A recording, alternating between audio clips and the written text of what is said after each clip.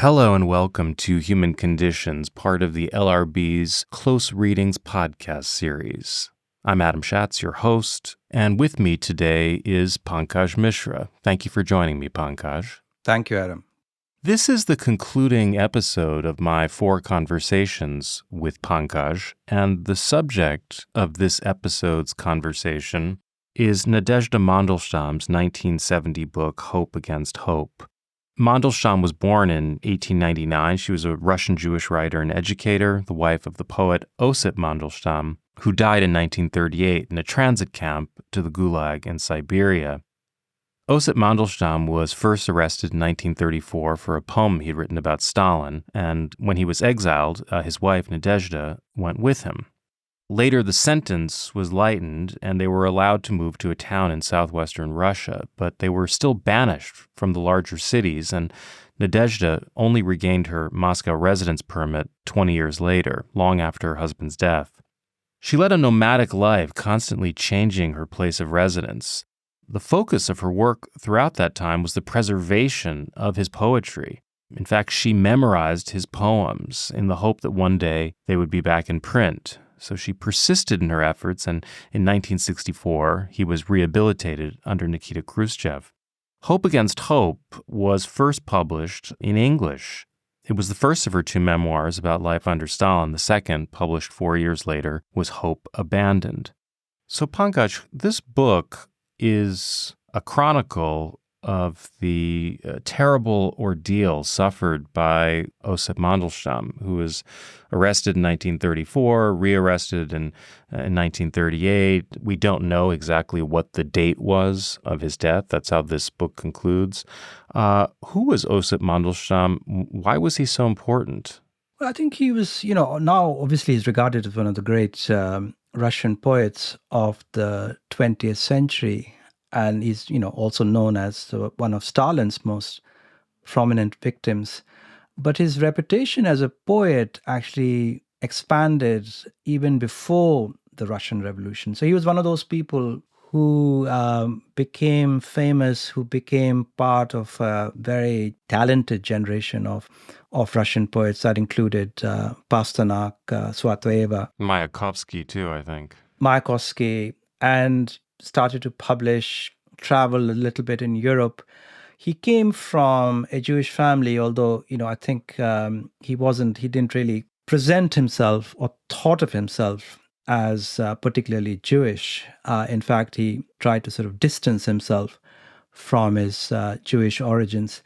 But he was very much part of that whole sort of renaissance of Jewish, or at least amongst the sort of Jewish inhabitants of what later became Poland, and sort of educating themselves through exposure to Russian classics and the world literature that was then available. And then, subscribing to various sort of artistic literary movements and, engaging in various polemics. And all this is before the Russian Revolution of 1917. And then the revolution happens, and, he has very deeply ambivalent feelings about it, but eventually he thinks it's a good thing, quite like, Pasternak in that respect. He goes through a very creative phase in the sort of 20s. And then there is a moment where he starts to find that, he's floundering. I think he stopped writing poetry for about 5 years. He stopped writing poetry. And then there is this sort of famous visit to Armenia, which revitalizes him. And he writes about this trip. It's not a conventional travel book by any means, but an incredibly vivid account of his discovery of this new reality. And again, there's another sort of creative phase. He becomes, quite well known again in Moscow in the 1930s. And out of this great confidence that he achieves after this visit to Armenia and this new creative efflorescence, that he writes this poem about Stalin, which, someone betrays him, because it's never written down, that poem. Someone betrays him to the authorities, and it comes to Stalin's notice. It's very, very uncomplimentary about Stalin. It's not a particularly good poem. But he's arrested for the first time in 1934, interrogated, and then banished because Stalin's orders are isolate but preserve. And so he spends the next 3-4 years with his wife, living in these very small places, going from one house to another, really in a very desperate situation. And then at the height of the Great Purges in 1937-38, he is rearrested and this time sent to Siberia, where he dies very quickly, I think, soon after arriving there, because he's already incredibly frail. He's had various health scares in previous years. And so, I think he dies at the age of 48, extremely young. But during this time, having authored some of the most remarkable pieces of poetry and also prose. I mean, I think, the some of the prose of The Noise of Time, some of his reminiscences, some of his very affectionate and yet at the same time very sharp accounts of his childhood. And the Armenia book. And the Armenia book. I think if he had only written the Armenia book and, some of the autobiographical pieces, we would remember him as a great prose writer. But he also wrote extraordinary poetry, and he also wrote some very good critical essays. He was also interested, which actually comes through in a book of nonfiction that is available in translation, where he describes meeting Ho Chi Minh. So it's very, very interesting, his sort of the way in which his intellectual and literary journey intersected with that of other people who were in Europe and the Soviet Union in the 1910s and 1920s. This book has a somewhat unusual history in terms of its production and publication. I believe that it first circulated in samizdat among a select group of confidants of the author and was actually first published abroad in English before it appeared in Russian. Yes, well, she wrote it, again, living in these very difficult circumstances in the Soviet Union. And then the book obviously really had no chance of publication. In fact, even her husband's poems were not really, considered for publication even after the thaw, after Khrushchev's speech in 1956 denouncing Stalin. So her book in manuscript form circulated among her friends and became a kind of cult item. But I think she was known to people abroad, also through Akhmatova, who had already become an internationally known poet and dissident. And I think the manuscript came to the attention of one of the Russianists who used to follow Russian literature at the time, and managed to find its way to publication. But since it was not really written for publication, and obviously the author knew that it would not be published for a while, so it had really, I don't think it was ever in the hands of a skilled editor. So the book, is not chronological.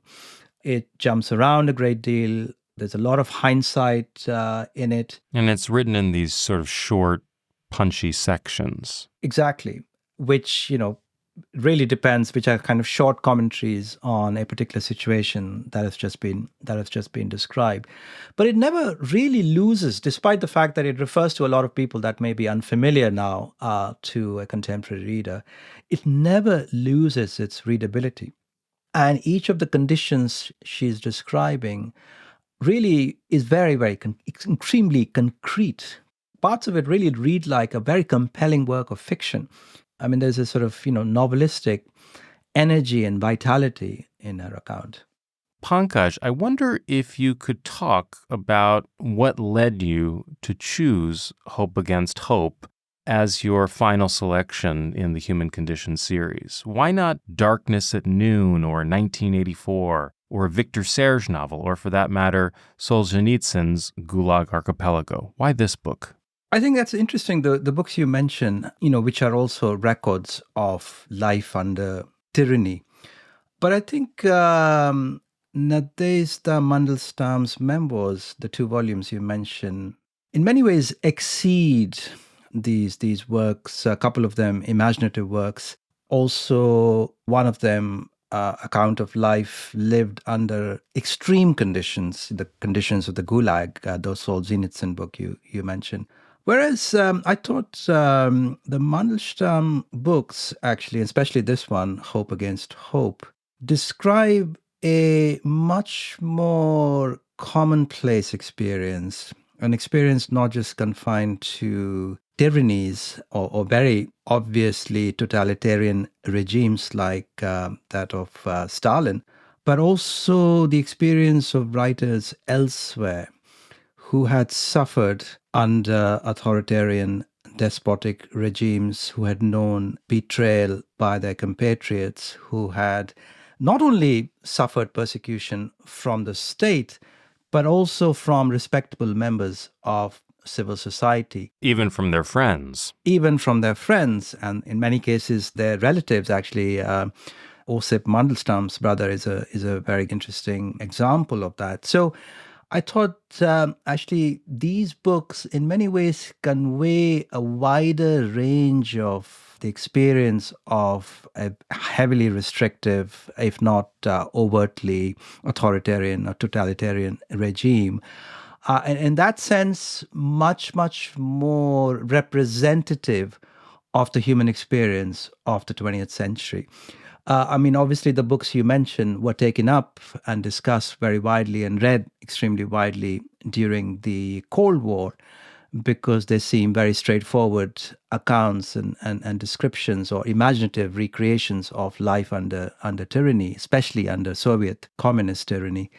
But I think, and especially on this rereading of Hope Against Hope for this podcast, I discovered actually more than I'd anticipated that this is a book really talking about a much, much wider experience than these other books that you mentioned. So in a sense, it's more universal and probably less easily crudely instrumentalized than some of the other books I mentioned. Definitely. Although, mind you, this book too was instrumentalized. I read it, I remember in the 90s, very much under the influence of, the kind of post-Cold War ideologies. You'll remember that was a moment when a whole lot of archives were being opened in the former Soviet Union, and we were coming to discover the range of the authoritarian tactics that Soviet states had deployed. And there was a sense this is, we're putting this terrible episode behind us. And now we can look back and celebrate some of the people who were brutally suppressed by the Soviet regime. So it was in that context I read the book. And now when I look back at the reviews that greeted the publication of the book in the 70s and also later in the 1980s and much later, most of those reviews in Anglo-America still put the book in the framework of the Cold War, essentially a book that's just describing life under Stalin and the kind of degradations many writers were exposed to.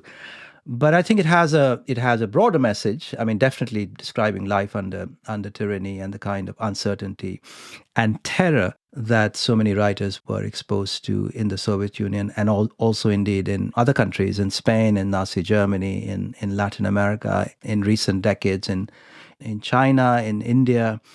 But I think it's as I discovered on the second reading of the book, it's a much more complicated book than what those Cold War readings made us believe.